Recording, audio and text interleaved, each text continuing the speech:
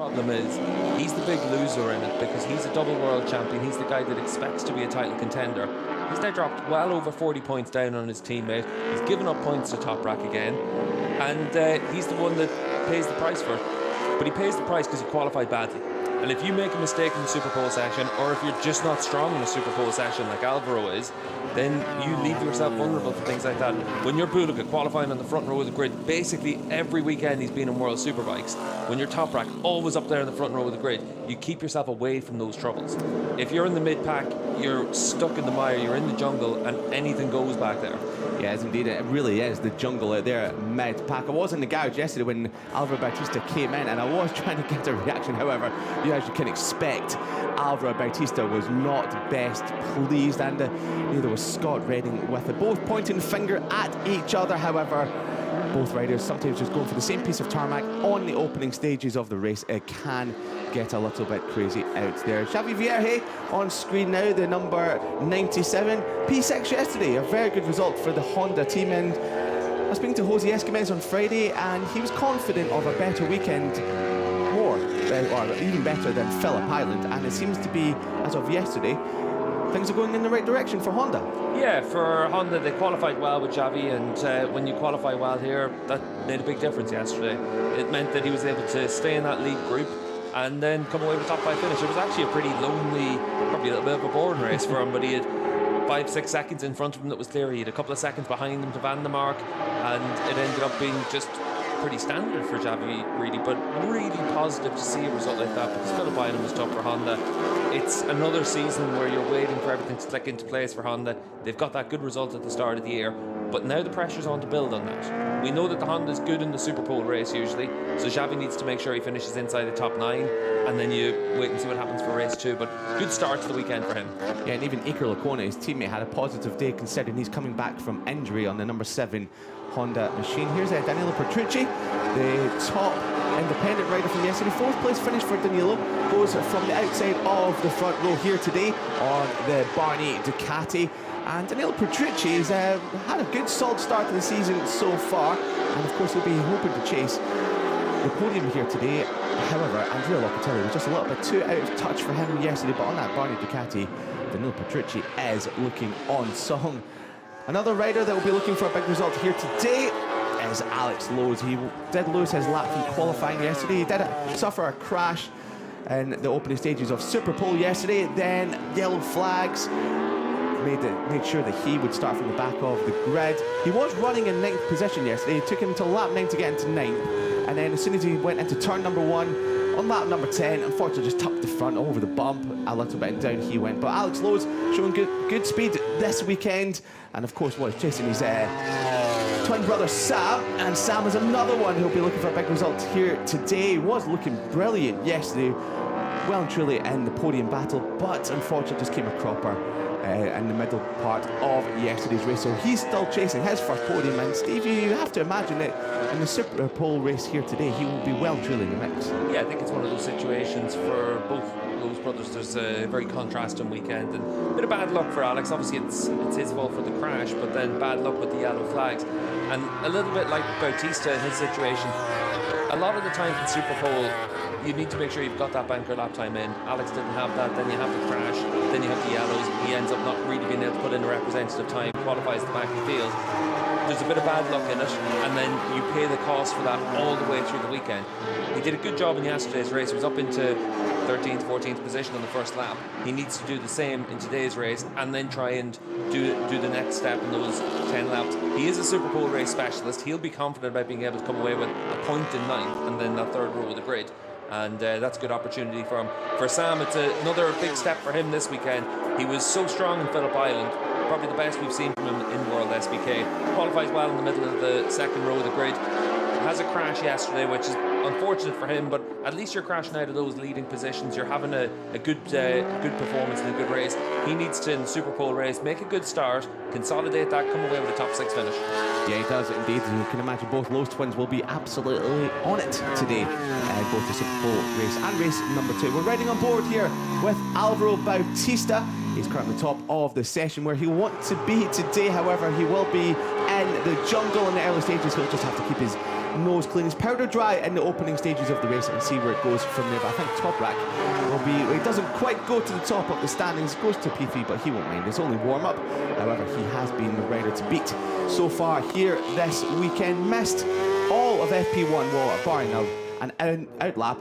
And then in FP2, we did see his true pace, and he's really been untouchable ever since then, up into race number 1, where Nicola Buliga, we thought as soon as Toprak got into the lead of the race, he might just scurry off into the distance. However, Nicola Buliga was putting up a fight yesterday. Another rider that we saw battling hard was Domi Aguilar with his teammate Remy Gardner. Those two were well adrift of Andrea Locatelli, the other Yamaha, just up the road. However, they were given us a good battle further down the field at the bottom reaches of the top 10, and we'll be hoping for more of that today. Battles all the way down the field yesterday, and it was good to watch as we're watching Alvaro Bautista come across the lane.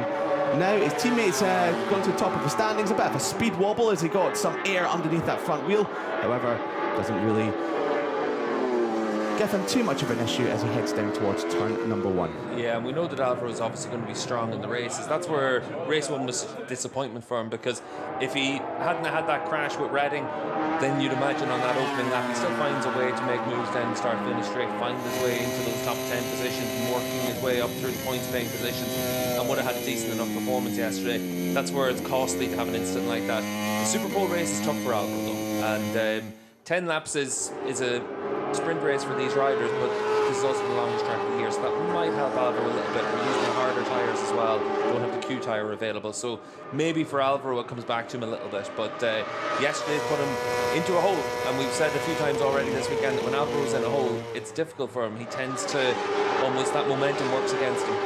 Yeah, it does indeed. However, we have seen him come out swinging in the past when the weekend hasn't quite started on right terms for the two-time champion. Another rider that'll be hoping for a good solid day is the rider on screen, the number 7, Iker Lecuona. His first weekend back after injury, and Iker Lecuona will just be hoping to just get some mileage under his belt this weekend and pick up some good points. We did see yesterday Xavi Verhe on the other hunting machine pick up a top 5 finish with Iker Lecuona in fringes of the points. As Sam Lowe is once again, he has been looking absolutely brilliant, barring any electrical issues he's had this weekend, but so far so good for the English rider. Yeah, a couple of problems in FP1 for Sam at the end of it, and for him though, he seems to be riding well. He's working well with Gorka, his new crew chief for this year, and it seems that the environment is a lot better for him to be able to have good results. Last year he started the season really well in Phillip Island. Catalonia went well for the second round, and Nassim was decent as well, but then as the season went on, injuries picked up, and that took the momentum away from him. Coming into the second season for him and for the Elf Mark VDS team, they know the importance of being able to have that momentum at the start of the season. Crash yesterday was unfortunate. You need to be able to give yourself something now to be able to build on for today, and that's exactly what Nicola Buliga is doing as well. There you can see another fastest lap for him, and down into the 1 minute 39s. The only rider in the 1 minute 39s for the time being, half a second quicker than anybody else. I think Toprak will probably just closing the gap a little bit on this lap, but he won't go to the top. Maybe second position for the reigning champion. Goes across the line half a second off Nicola Buliga's time. However, Locatelli's on course for a second position. But we just saw Andrea Iannone a couple of moments ago. Finished 7th yesterday, however, 18.7 seconds off the win. He won't be too happy with that. He has struggled so far this weekend. On Friday morning, he did have a rear brake issue. It was rectified pretty quickly. However, Andrea Iannone has been a little bit off song so far this weekend, but he'll be hoping to come out swinging here today as we're watching Andrea Locatelli absolutely brilliant yesterday in race 1. Third position for the Italian, another podium, his first podium of 2025. However, it was a really warm day yesterday, and we saw that especially from Andrea Locatelli, who was, well, we can say dripping with sweat. Maybe not just quite sweat, however, he was drenched in water as well, but you could just see in park for me, it seemed to not just be physically challenging, but mentally challenging for him as well, just to get that monkey off his back, his first podium of the season.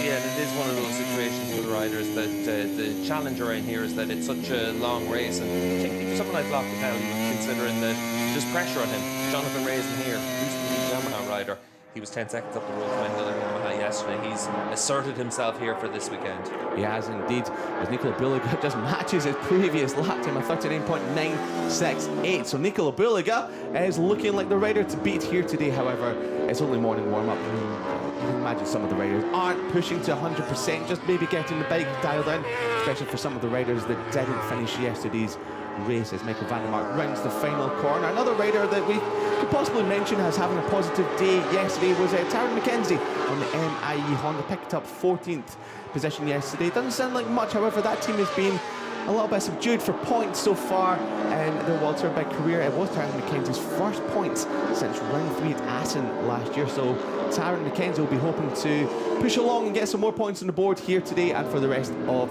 this season, as we're back with Danilo Petrucci. He's also setting some consistent lap times in morning warm-up here today. So far, he's 0.3 of a second off Nicola Bulliga through the third split. Brings it downhill right under the final corner. Absolutely spectacular final corner here at Portimao. Across the line he goes. Will he be able to close that gap to Nicola Bulliga? Yes, he does.